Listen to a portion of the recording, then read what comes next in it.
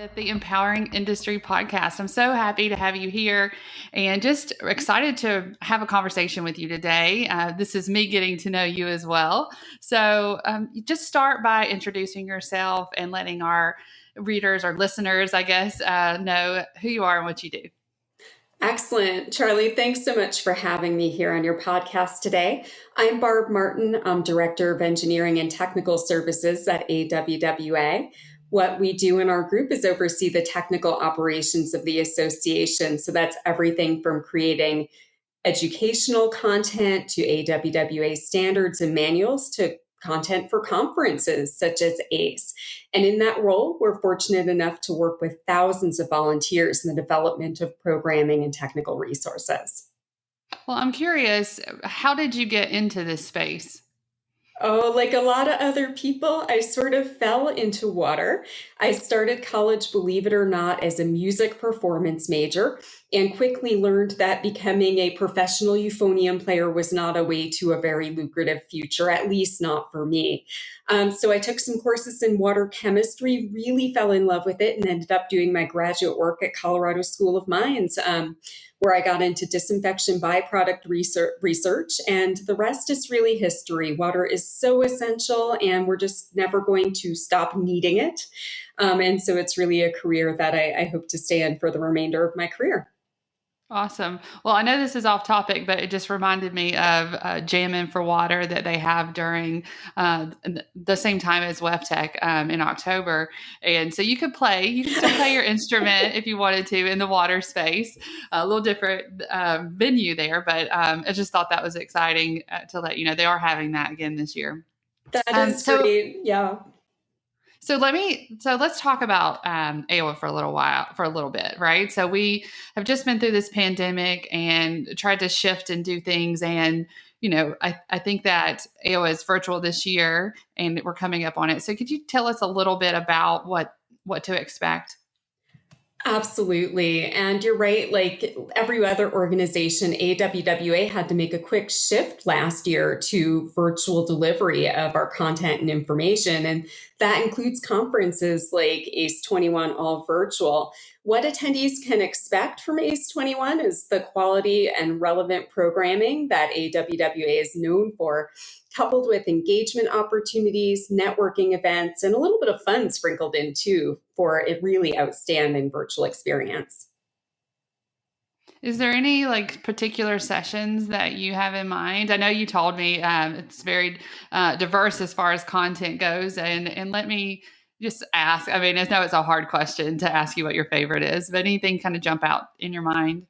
Oh boy, with 6 tracks and 80 hours of programming, it's hard to pick just one, but a few I would recommend are, of course, our keynote sessions, our opening general sessions, where attendees can hear from Jennifer Sarah from World Bank. Our fireside chat with EPA is an interview with our CEO, David LaFrance, and Radhika Fox from EPA. But then we've also got quite a few sessions that are focused on diversity.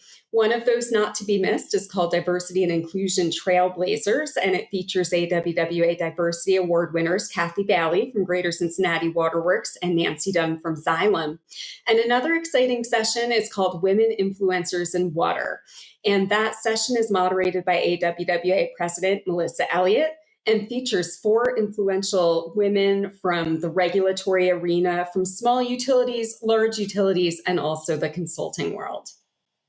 Yeah, and I really am excited about that. I know I saw the email come out and I was just sending it around because I love to see that. Thank you for, I'm not sure exactly what person, but AOA, including empowering women in industry as a resource on this page. So there's a lot of women resources on the diversity page as well.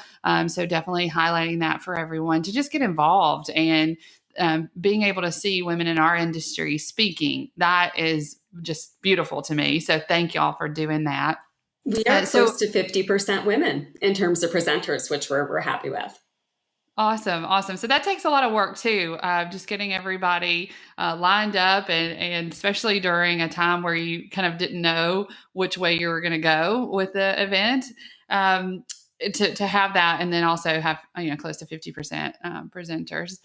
What do you see next as far as AOA and kind of the content? What else should we be looking for?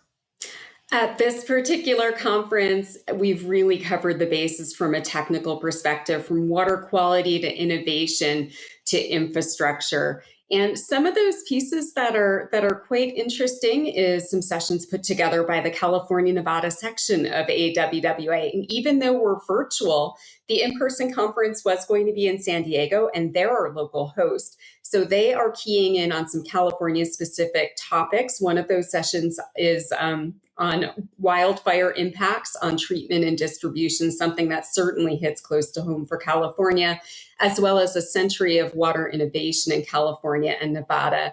But beyond that, we've got technical sessions covering water quality issues like microplastics, water reuse from a variety of angles, PFAS, and of course, regulatory perspectives from US EPA. Yeah, I was talking with kind of the industry as a whole. There's several different parts of this when we talk about PFAS and PFO and just educating people for one on what all of this is. And then, whether or not we can, take action and really affect change here. This is exciting. It's exciting that we know people are working on it and have been. It's not new. It's new to us in the kind of media when we've been talking about it, but people have been researching it for quite some time.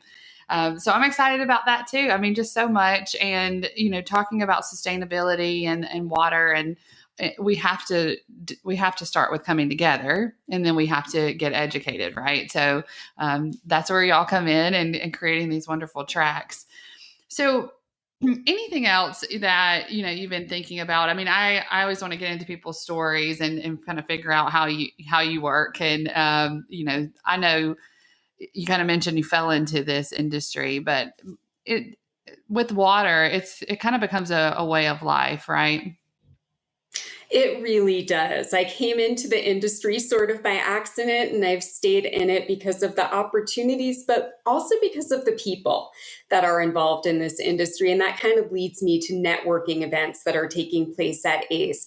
There's a variety of them. There's a diversity clubhouse, a women's networking event, for YPs, networking with the boss, because I realize this is just a hard time to really contact some of the people in charge and make those career moves that are so important to YPs.